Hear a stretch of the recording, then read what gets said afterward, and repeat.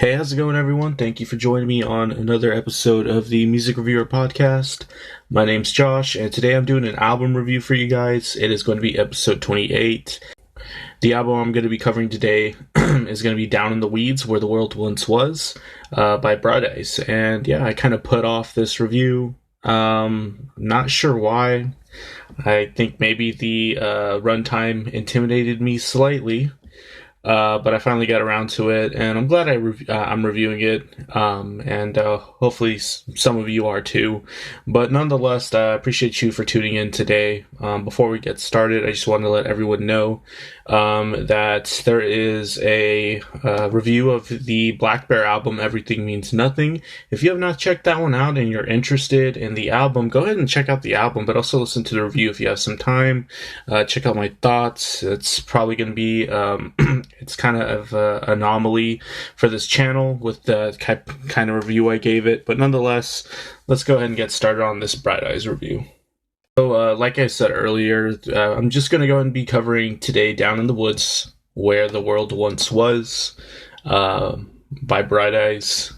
Bright Eyes being an American indie folk act, led by Connor Oberst, a prominent singer, songwriter, producer, just indie kind of like quasi-legend thing.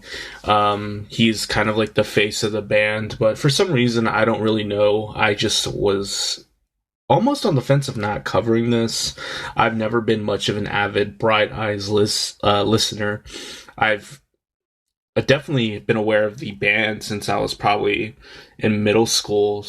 I remember turning on MTV and watching some weird reality show about like this young, like high school age couple getting married. That was probably my first time I was ever introduced to Bright Eyes. But anyways, the groom was more of a, I think, metalcore kind of dude, and the bride was more of like a indie pop, queen, and she mentioned Bright Eyes, and she said something like, oh, I'm more into Bright Eyes, and he's more into kind of like the metal, like thrashy kind of or just like hardcore dancing kind of stuff. And that's always stuck with me. I don't know why I remember that episode, because I think I've only seen it once in my life. But yeah, here we are in 2020, and the Bright Eyes are back after a long hiatus. Since 2001, with a brand new album on a brand new label, or not a brand new label, but a new label for them. That label that they're on happens to be Dead Oceans, a label that I really wasn't going to mention, but I figured it was worth looking into just upon looking at their lineup. They have Kevin Morby on here, a prominent up-and-coming folksy singer-songwriter dude, Triathlon, a kind of like a jangly dream pop act, Phoebe Bridgers, which I reviewed her last album, which was quite good, kind of like an indie folk darling as well. Karungbin, a band that has a lot of praise right now as well. So it kind of makes sense that they're on this label. Now that I'm actually looking at the lineup, it's not that big of a label either. It seems kind of selective. Which before that, they were on Connor Oberst's Slate Brothers label, Saddle Creek Records, which was a label that was based in Nebraska, where Bright Eyes happens to be from. And anyways, the band officially has two other members that are multi-instrumentalists in their own respect. Although the band is known for also collaborating with other musicians from project to project. For instance, on this album, Flea is on bass duties, which I kind of find interesting and unsettling all at the same time. I'm not sure why. Maybe just because I don't see Flea playing live with this band at all. But he's also played with like Tom York and stuff like that. So he's a great bass player, regardless of what I think. But anyways, the band is also known, like I said before, from being from Omaha, Nebraska, and also collaborating with musicians from that local scene as well. And it wasn't until recently that Bright Eyes came out and announced their return from a hiatus, like I mentioned earlier, and announced that they were going to be signed to Dead Oceans, which I just covered. And in 2011, that's when their last release was, The People's Key. Let me make sure that's the right name of the album. Yeah, I thought I was saying the wrong name of the album, but it's called The People's Key, which, I don't know, it just sounded weird to me. But anyways, the album, I went back and listened to the People's Key, and granted, I just want to preface this that I, again, have not listened to much Bright Eyes music. I was aware of their existence, but I've never, up until the preparation for this review, I can say I never was a listener of the band, or had I listened to any of their albums. But I went back and listened to the People's Key. It had more of a obvious rock-leaning aesthetic. Oberst even quoted in an interview around that time saying that he felt that the band was done with their perception of being some sort of folk Americana band, and the band was kind of just over and done with that. And then the album also had some experimental and psychedelic elements to it as well, like in the track Approximate Sunlight, and some anthemic, quirky indie rock anthems like Haile Selassie. I think that's written in a different language, so I probably said that wrong. And a track like that, it was so true to like the sound of that era in the early 2000s of like indie rock. It seemed like the indie rock sound that they were going for on this album fit quite well into what many other people were listening to around 2011. You could say that there were moments of like Black Keys and some Arcade Fire and My Morning Jacket 2 all over that album. And in my opinion, that did work for most part. I enjoyed listening to that album. Would I say that it's better than what we had here in Down in the Weeds and Where the World Once Was? I'd say it's probably about the same level of enjoyment for me. They're two aesthetically different albums. They experiment totally differently. The color palette with the textures are completely different as well. But I guess before we dissect more of like this album, I guess it's worth also bringing up Conor Oberst again as an individual artist. He's known for having so many different side projects, like his self-titled solo project, his collaboration with Phoebe Bridgers, titled Better Oblivion Community Center, a band that he first started out with called The Faint, and the Desaparecidos, which was another band he's also a part of. To name a few, there's more out there that he's touched.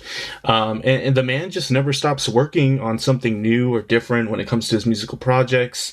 And I find that characteristic quite admirable in a modern musician. Many artists and musicians, not all of them, but many, can only really handle one project, and with that one project only be able to like come to a new release maybe every 3 to 5 years. And I get it. I haven't brought it up too much, but I am a musician myself, more so in my past, but it's not easy to put a lot of work into something and release it on a consistent level if you're really concerned with putting out some sort of quality. And for everyone, it's different. That's a huge like tangent that you can go off on, but I feel like the fact that we're getting a Bright Eyes album in 2020 is quite interesting, especially since Conor Oberst has so many different projects. He didn't have to make a Bright Eyes album. So what did we get that was, distinguishable, and can we even decipher why this album was released? Especially after the hiatus and them seeing like they're done. I don't know. But I feel like if you really wanted to, you can take something from this album, especially with its abstract moments, especially when we come into like the very beginning with Page Turner's Rag. The track sets the scene for some social event where a band is playing to an audience where there's also a group of people that are having some sort of mundane side conversation, not really paying attention to the music, which is quite an accurate phenomenon that occurs in like most shows, regardless of how big the band is. I can't tell you how many times I've been so put off by like a group of people talking about some pointless bullshit while they're at the show they pay to go be at. It's one of my pet peeves, but whatever. But the track goes on. It has a prominent spoken word introduction by a woman that is speaking Spanish, welcoming the guests to listen to this band called You Vivid Nightmares, performing the name of the track, Page Turner's Rag.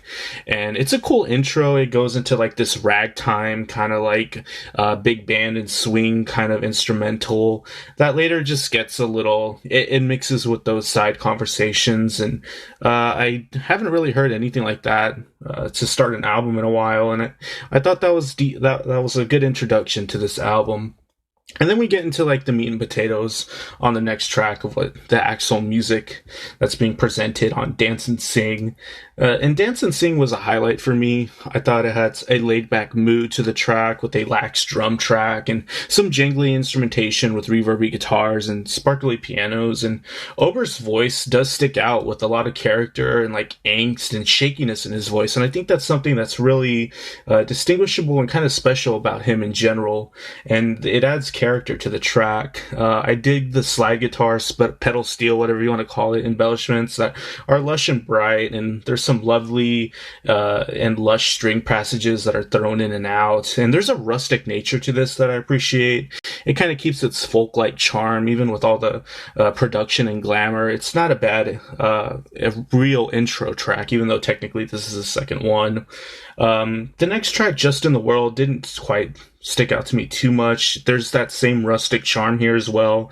It's just a little bit more straightforward, and maybe there's like a little bit of Fleet Foxes influence here. I'm not sure really what I was hearing, but that's kind of what I got from it. The next track I did dig as well, Mariana Trench. I think this is like one of the lead singles to this album that I heard a lot coming in and out, like in contemporary indie radio. The track has some like 80s aesthetics with like a synth tone layering the track. It kind of gives me like Africa by Toto vibes. It's really interesting how similar they sound. And just at the intro, and then there's some lovely light percussion that is quite energetic throughout the track. And this is the most hooky track on this album by far. Like I said, this is the track that's like made indie radio rotation, and it has some muted and dry guitar lines throughout the track that are kind of playful. And it features a female vocalist singing backing vocals, and I really like the texture she brings to this track as well.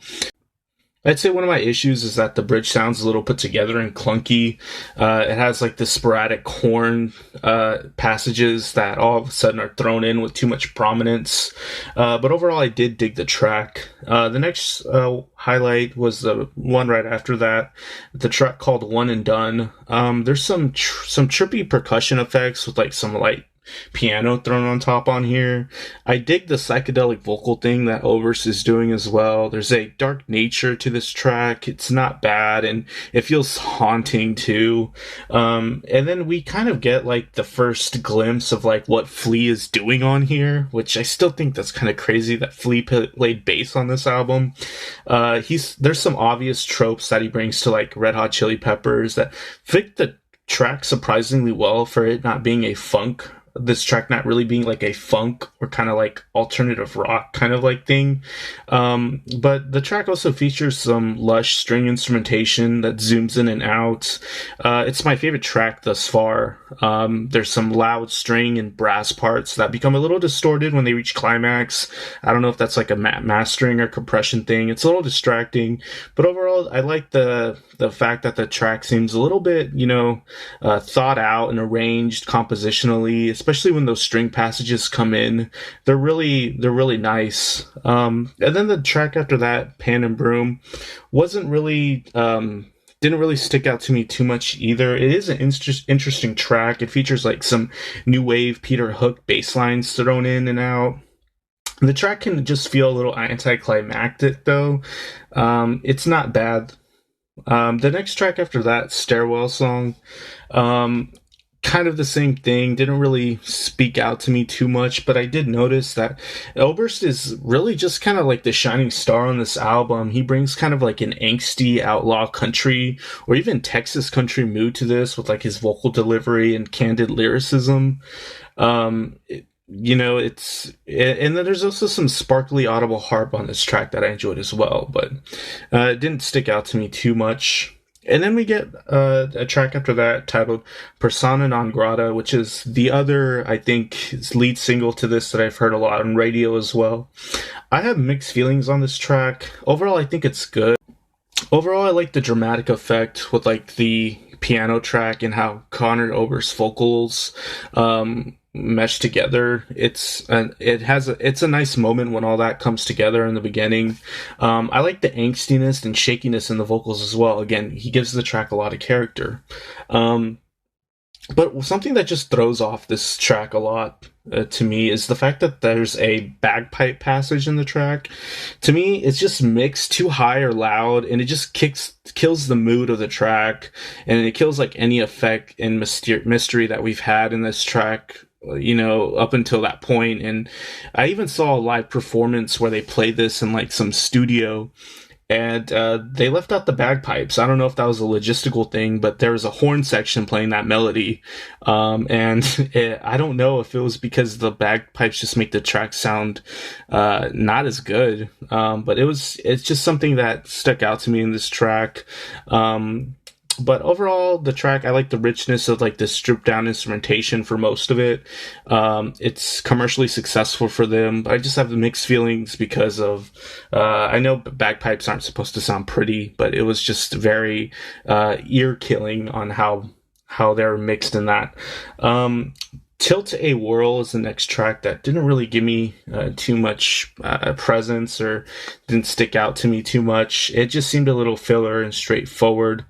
It wasn't as charming as when there's more stripped down parts on this album, like in Hot Car in the Sun, which is the next track after that.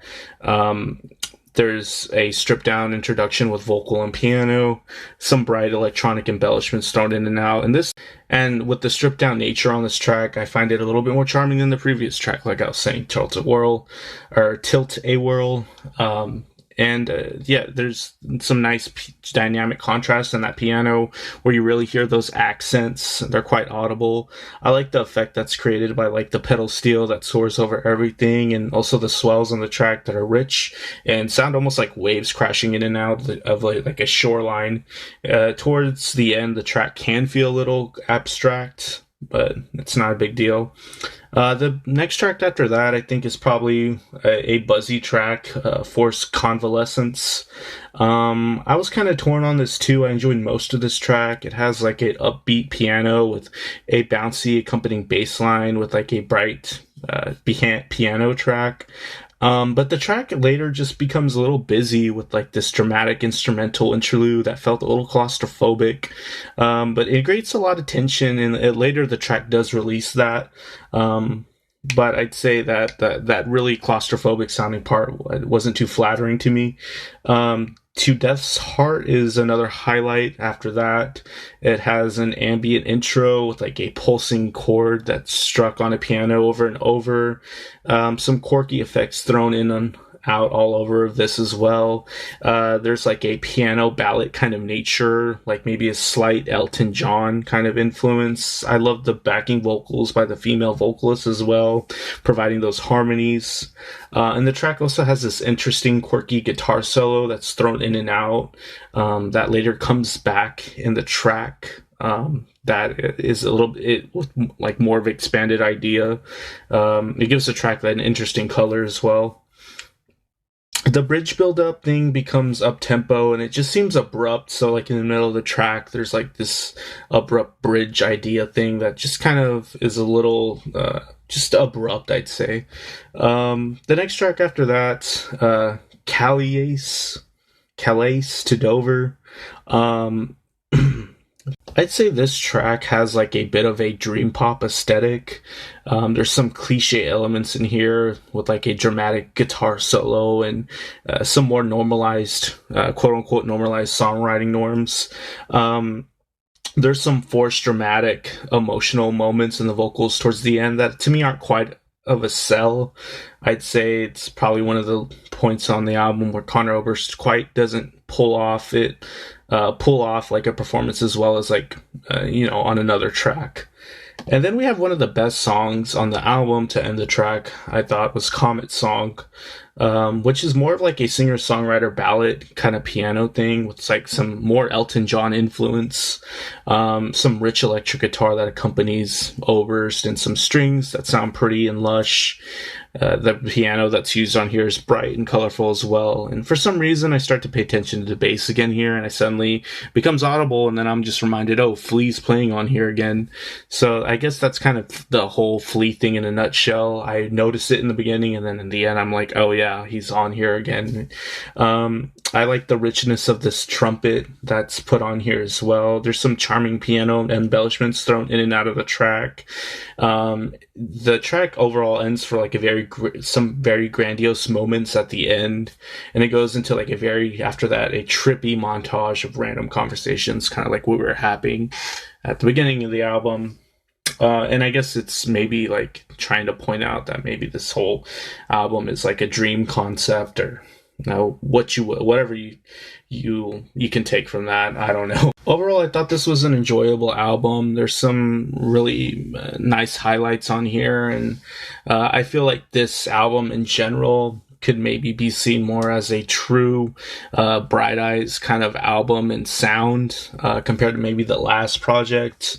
I would have to go back and listen to like some of their more earlier material to confirm that, but this kind of for most part, when it held true to that rustic kind of sound and those stripped down sounds, a lot of the times it worked, and you can really hear the character in Conor Oberst's voice. I did appreciate all that. Also, I feel like there was a lot of highlights here with like a lot of percussive elements that were pretty creative, and how distinguishable and dynamic they were a lot of the times. I like that. I like the auxiliary instrumentation for the most part, other than when they throw the bagpipes in there. Overall, I guess just some of the tracks maybe were a little too like in the duds that weren't highlights. Maybe it was a little too anticlimactic at some points, or it just got lost a little bit too much in like one kind of idea in the track, and it didn't really develop too much after that. But yeah, I did appreciate this album. Overall, I'm kind of torn on like what I would rate it. I'd say it's kind of like a strong 6, maybe a light 7, depending on the day. I don't think I enjoyed it as much as like another 7 I gave recently. Like, I don't know, the Nick Hexum and George Clanton album. I don't think I enjoyed it as much as that, but it wasn't too far behind. But that's just my opinion. Remember, it's just my opinion, and if you disagree, that's totally fine. But anyways, thanks for listening if you got to this point of the review. My name's Josh. I'll be throwing in some more reviews, hopefully pretty soon. I'm kind of delaying Best and Worst Track of the Week this week. I think I might start doing that more as the weeks progress, just because the Hot 100 is kind of just feeling a little bit stale. We might get an album bomb next week, though, so I kind of have to prepare for that. But keep a lookout for Best and Worst Track of the Week. I'll be releasing that not too far away from this. But take care of yourselves. I'll see you all later.